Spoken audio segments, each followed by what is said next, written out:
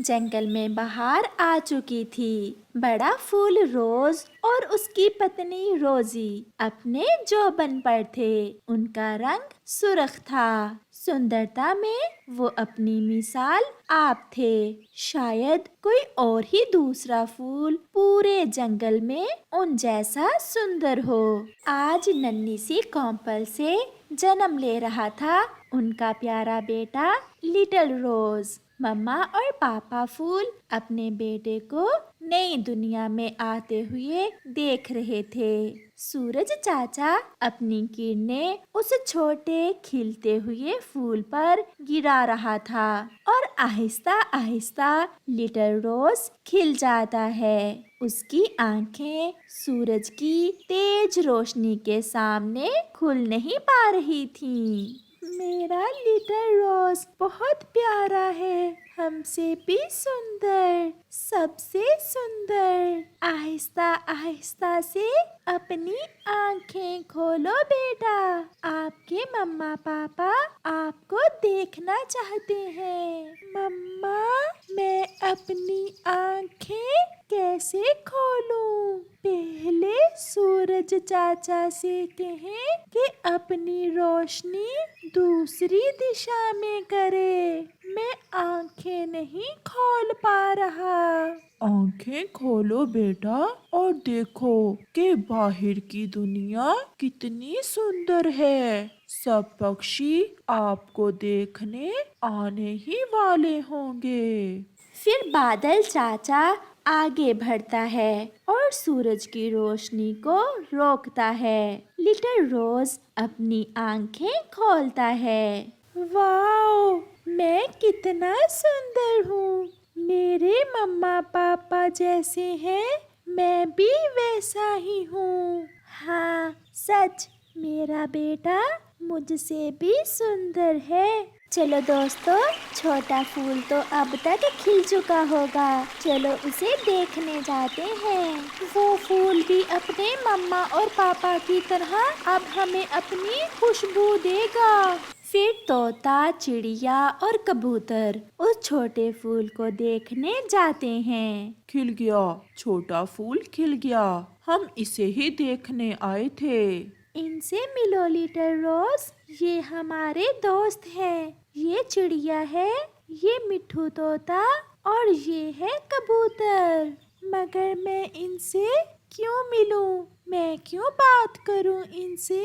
मैं खुशबू वाला फूल हूँ। मेरा सुर्ख रंग इनके रंग से कहीं अच्छा है और मेरी सुंदरता के सामने ये सब बेकार लग रहे हैं। अपने बेटे का ऐसा घुमंड देखकर मम्मा फूल अपने बेटे को डांट कर कहती है, नहीं, ऐसे घुमंड नहीं करते बेटे, बुरी बात है। छोटे फूल, जरा सोचो, अगर हम ना हो तो आपकी सुंदरता, आपकी खुशबू, आपका ये लाल सुर्ख रंग किस काम का?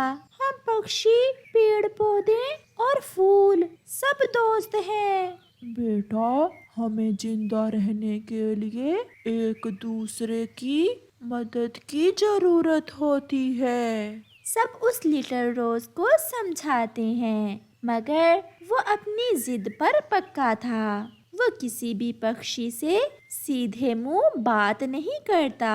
पक्षी लिटिल रोज के व्यवहार से बहुत निराश होते हैं और वो सब वहाँ से चले जाते हैं। चलो जग्गू, फूल देख कर आते हैं। सब पक्षी फूलों से मिल आए हैं। मेरा भी दिल कर रहा है फूलों को देखने को। फिर गौरी कव्वी जग्गू को साथ लेकर फूल देखने जाती है।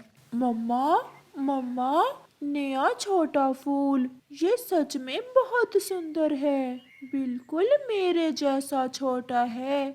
मैं तो इसी से दोस्ती करूँगा। काले काले कव्वे, दूर हो जाओ, मेरे पास ना आना। अपने गंदे पैरों से मेरी पंखड़ियाँ गंदी कर रहे हो तुम। रोज और रोजी, बहुत लंबी जबान है तुम्हारे छोटे बेटे की। कोई काट देगा अगर इसे काबू में ना किया तो। चलो जग्गू, हम फिर कभी यहाँ नहीं आएंगे। वो माँ बेटा वहाँ से उड़ते हैं। रुको रुको कौवो, मेरी बात तो सुनो।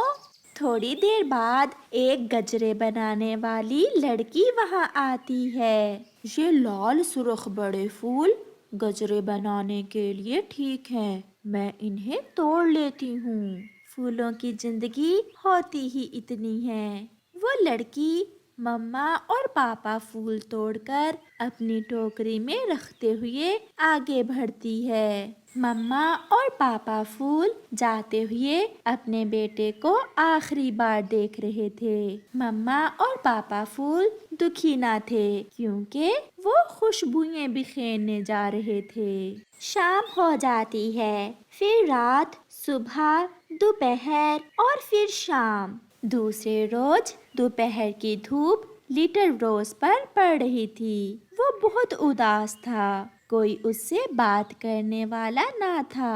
वो मर जा रहा था। वो जानता था कि अब वो भी अपने मम्मा और पापा की तरह खत्म होने वाला है। वो जाते जाते किसी से ढेर सारी बातें करना चाहता था, मगर उसके पास कोई न था क्योंकि उसके घमंड ने उसे तन्हा कर दिया था।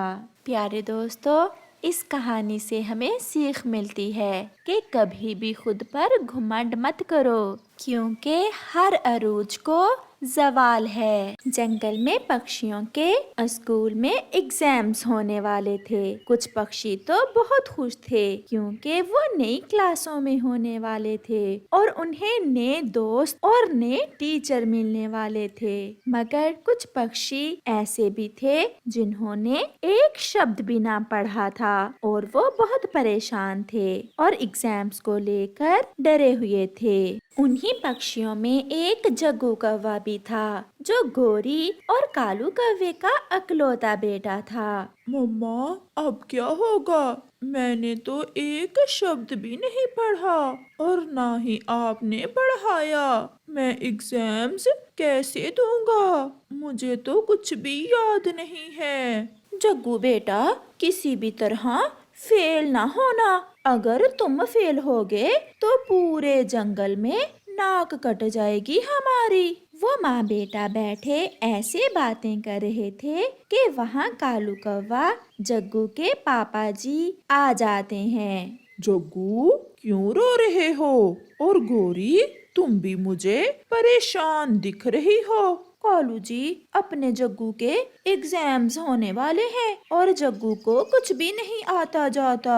हम दोनों माँ बेटा इसीलिए परेशान हैं। मेरे होते हुए मेरा बेटा क्यों परेशान है? मुझे अपना नाम भी नहीं लिखना आता था, मगर मैंने ग्रेजुएशन की थी। पता है कैसे? नकल मार मार कर। मैं अपने बेटे के लिए भी कोई उपाय ढूंढता हूँ। ये सुनकर जग्गू खुश हो जाता है। पापा, मेरे प्यारे पापा। फिर दूसरे दिन कालू कौवा जंगल के बाजार जाता है और वहाँ से माइक्रो हेडफोन लेता है और वापस घर आता है। जग्गू, ये हेडफोन कोई साधारण नहीं है। इनमें ट्रांसमीटर लगा हुआ है। इसे कानों में छुपा लेना और तुम मेरी आवाज भी सुन सकोगे और मैं तुम्हारी। और मेरा पर्चा मुझे लिखवाएंगे मेरे मम्मा पापा। ऐसे कहते हुए जग्गू उछलने लगता है। कालू जी, कहीं पकड़ा तो नहीं जाएगा मेरा जग्गू? उस तोते को इतना भी नजर नहीं आता कि जग्गू के कान में झांक कर देख लेगा। देखो, ये चने के दाने से भी छोटा है ट्रांसमीटर। फिर गोरी तो इतनी खुश होती है कि जंगल में चाचे की दुकान से मिठाई लेती है और घर घर बांटने निकल जाती है। गोरी बहन, ये मिठाई किस खुशी में? मेरा जग्गू फर्स्ट आने वाला है ना इस बार एग्जाम्स में। मगर आंटी, जग्गू ने तो कभी क्लास में पढ़ा ही नहीं है। मेरा जग्गू सारी रात जाग जाग कर पढ़ता है।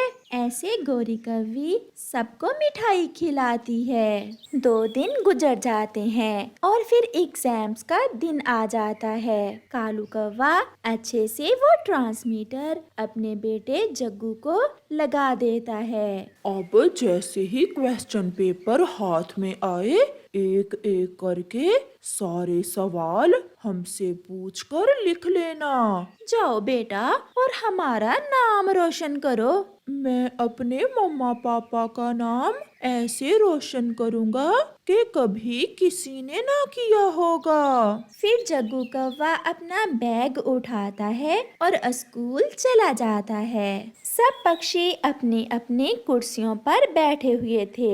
जग्गू कौवा भी अपना पेपर लिखने की तैयारी करता है। हेलो पापा मम्मा, पहला सवाल। हाँ जग्गू, बताओ बताओ, जल्दी बताओ। घोंसला बनाने के लिए कौन सी लकड़ी का इस्तेमाल होता है? हैं कालू, इसका तो मुझे भी नहीं पता। तुम जवाब दो जल्दी से, जग्गू को समय थोड़ा है।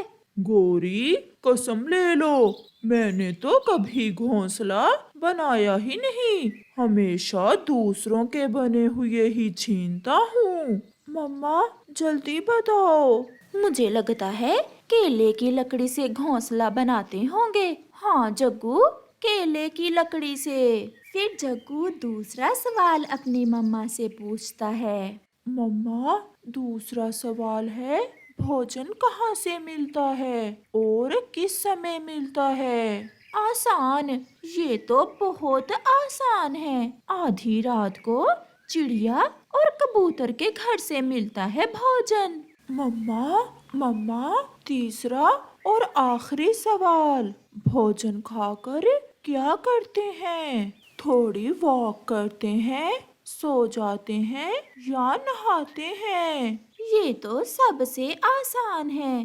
भोजन खाकर पोटी करते हैं और फिर सो जाते हैं। ऐसे गोरी अपने बेटे को पर्चा लिखवा देती है। तोता टीचर जग्गू का पर्चा देखकर खूब हंसता है और फिर सबके मम्मा पापा को बुलाता है। गोरी और कालू भी खुशी खुशी आ जाते हैं। घोंसला केलों की लकड़ी से बनता है और भोजन खाकर वॉक नहीं बल्कि पोटी करते हैं और सो जाते हैं। ये सुनकर सब पक्षी हंसने लग जाते हैं। गोरी और कालू को सबके सामने बहुत शर्मिंदा होना पड़ता है।